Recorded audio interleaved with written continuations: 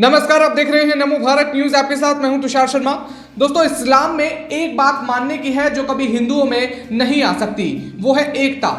और यही कारण है कि आज भारत में रोज नए विवाद जन्म लेते हैं और कोई इस पर बोलने को तैयार नहीं है। मगर इस्लाम में मुद्दा फ्रांस का हो या अजरबैजान का, भारत का मुसलमान भी अपने दीन के लोगों के ही पक्ष में खड़ा पाया जाता है। और इसलिए इस्लामिक देशों ने एक फौज तैयार करी है जिसका नाम ही इस्लामिक फौज है। अभी हाल ही में अजरबैजान और अर्मानिया में फिर एक बार युद्ध छिड़ गया था, जिसके बाद पता चला है कि इस युद्ध में पाकिस्तान समेत तुर्की और ईरान भी अजरबैजान, जो एक मुस्लिम देश है, उसकी मदद के लिए मैदान में परोक्ष रूप से कूद पड़े हैं और भाड़े के लड़ाकू भेज रहे हैं। इस बात की खुफिया जानकारी भी मिली है कि जिहादी समूह के 300 सीरियाई लड़ाके एलेप्पो से निकाले गए हैं और वो अजरबैजान के लिए तुर्की के रास्ते जा रहे थे। अर्मानिया ने इससे पहले भी आरोप लगाया था कि सीरिया के करीब 4000 नागरिकों को लड़ाई में शिरकत करने के लिए अजरबैजान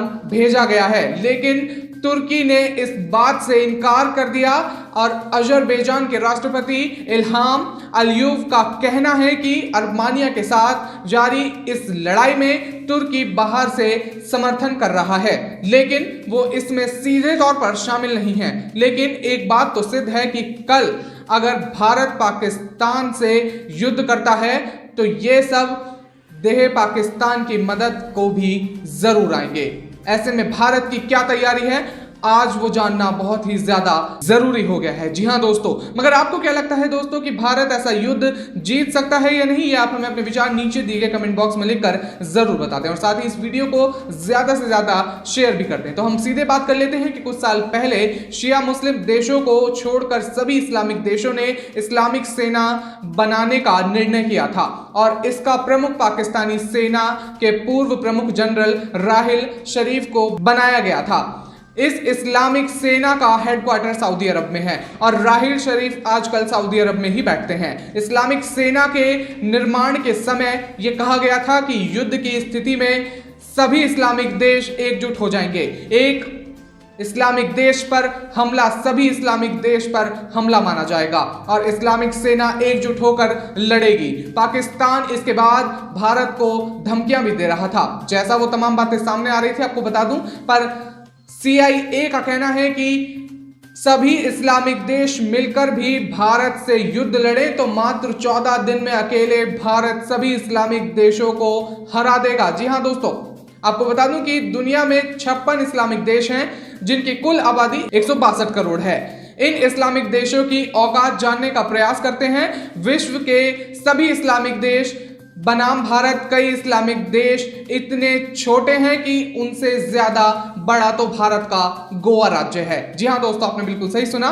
ज्यादातर इस्लामिक देश भूखमरी से जूझ रहे हैं और पाकिस्तान के अलावा कोई मुस्लिम देश परमाणु संपन्न नहीं है। इन 53 इस्लामिक देशों की सारी सेनाओं को जोड़ लिया जाए तो लगभग 29.62 लाख सैनिक होते हैं, जबकि भारत के पास 16.82 लाख आर्मी और 11.31 लाख रिजर्व सैनिक हैं। किसी इस्लामिक देश के पास विमान वाहक युद्धपोत नहीं है, जबकि भारत के पास 5 युद्धपोत हैं। किसी इस्लामिक देश के पास एंटी ब्लास्टिक मिसाइल नहीं है। अमेरिका, चीन, इजराइल के बाद भारत दुनिया का चौथा देश है जिसके पास मिसाइल को हवा में नष्ट करने की शक्ति है। किसी इस्लामिक देश के पास 3200 किलोमीटर से ज्यादा की मारक शक्ति वाली मिसाइल नहीं है, मगर भारत के पास 7000 किलोमीटर तक दुश्मनों को मारने वाली पृथ्वी 5 मिसाइल है। किसी इस्लामिक देश के पास सुपरसोनिक मिसाइल नहीं है। भारत के पास ब्रह्मोस जैसी सुपरसोनिक मिसाइल हैं। ये शक्ति सिर्फ अमेरिका, चीन और रूस के पास है। CIA के अनुसार मान लिया कि सारे इस्लामिक देश आतंकवादियों के साथ मिलकर भारत के साथ युद्ध करते हैं तो भी भारतीय सेना मात्र 14 दिनों में सारे इस्लामिक देशों में तिरंगा लहराने की क्षमता रखती है। जी हां दोस्तों, आपने बिल्कुल सही सुना। इन बीते दशकों में भारत की सैन्य ताकत काफी बढ़ गई है और भारतीय सेना के पास सारे अत्याधुनिक हथियार भी आ चुके हैं, जिनमें से Chinook helicopter, Apache helicopter, Rafale विमान, जैगवार और तेजस जैसे लाइट एयरक्राफ्ट फाइटर कलवारी और स्कॉर्पियन क्लास पनडुब्बियां, आईएनएस चेन्नई जैसे पानी के जहाज जो 2020 में ही भारत की सेना को सौंप दिए गए थे। जी हां दोस्तों, और हम सीधा एक नजर डाल लेते हैं कि किस तरह से आपने देखा होगा कि म्यांमार में सबसे बड़े जातीय समूह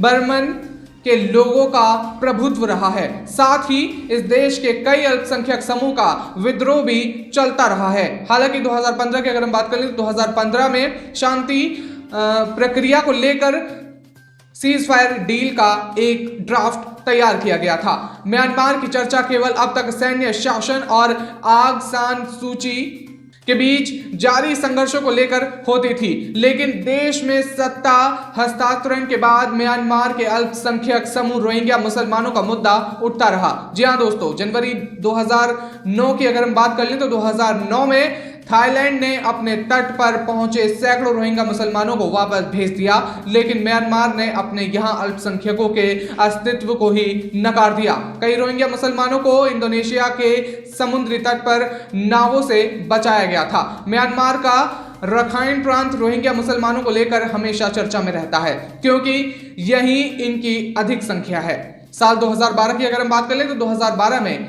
पश्चिमी रखाइन प्रांत में हिंसा हुई थी। इसके बाद मध्यम म्यांमार और मांडले तक हिंसा फैल चुकी थी। आखिर रोहिंग्या के खिलाफ होने वाली सांप्रदायिकता हिंसा की क्या वजह रही थी, यह मैं आपको बता दूं। सबसे पहले यौन उत्पीड़न और स्थानीय विवादों ने रोहिंग्या और दूसरे बहुसंख्यक समुदाय के बीच हिंसा की शुरुआत की थी, जिसके बाद से इन संघर्षों ने सांप्रदायिकता का रूप ले लिया था। सबसे बड़ी और पहली हिंसा जून 2012 में हुई थी, जिसके रखाइन के बौद्धों और मुस्लिमों के बीच दंगे हुए थे। यह अनुमान लगाया जाता है कि इन हिंसा के कारण 200 रोहिंग्या मुसलमानों की मौत हुई और हजारों को दरबदर होना पड़ा। इस घातक घटना की शुरुआत एक युवा बौद्ध महिला के बलात्कार और हत्या के बाद शुरू हुई थी। इसके बाद से ही मार्च 2012 में मध्य म्यांमार में एक सोने की दुकान पर विवाद के बाद सांप्रदायिक हिंसा में 40 लोग मारे गए थे।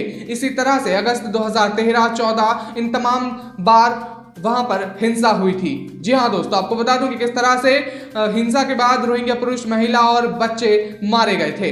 जब वो बौद्धों ने वहां से निकाल दिए गए थे तो बांग्लादेश ने आकर शरण दे दी थी। जी हां दोस्तों, आपको बता दूं कि किस तरह से बांग्लादेश ने म्यांमार सीमा के पास के शिविरों में 10 लाख से ज्यादा रोहिंग्या शरणार्थियों की गिनती की है, जो पिछले अनुमान से कहीं ज्यादा होते हैं। रोहिंग्या शरणार्थियों को वापस भेजने की तैयारी के बीच बांग्लादेश की पंजीकरण परियोजना के प्रमुख ने ये जानकारी दी। आपको बता दूं कि बांग्लादेश की थल सेना ने पिछले साल म्यांमार से रोहिंग्या मुसलमानों के नए जत्थे के देश में दाखिल होने के बाद इन शरणार्थियों का बायोमेट्रिक्स पंजीकरण शुरू करवा दिया था। म्यांमार में मुस्लिम अल्पसंख्यक दशकों से अत्याचार का सामना करते रहे हैं। शरणार्थियों का पंजीकरण इसलिए किया जा रहा था ताकि उन्हें वापस भेजने में सहलियत हो सके। हालांकि शरणार्थियों का कहना है कि वो वापस नहीं जाना चाहते। बांग्लादेश ने कहा कि वह शरणार्थियों को वापस उनके देश भेजने की प्रक्रिया शुरू करना चाहता है और 2 साल के भीतर इस प्रक्रिया को पूरा करने के लिए बांग्लादेश ने म्यांमार से एक समझौता भी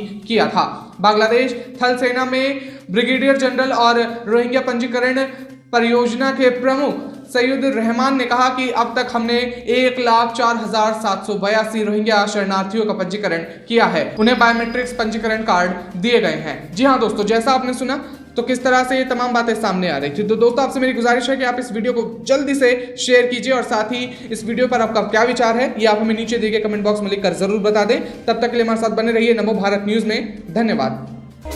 वीडियो को लाइक, सब्सक्राइब और शेयर करना ना भूलें। अपने विचारों को कमेंट बॉक्स में लिखकर हम तक जरूर पहुंचाइए।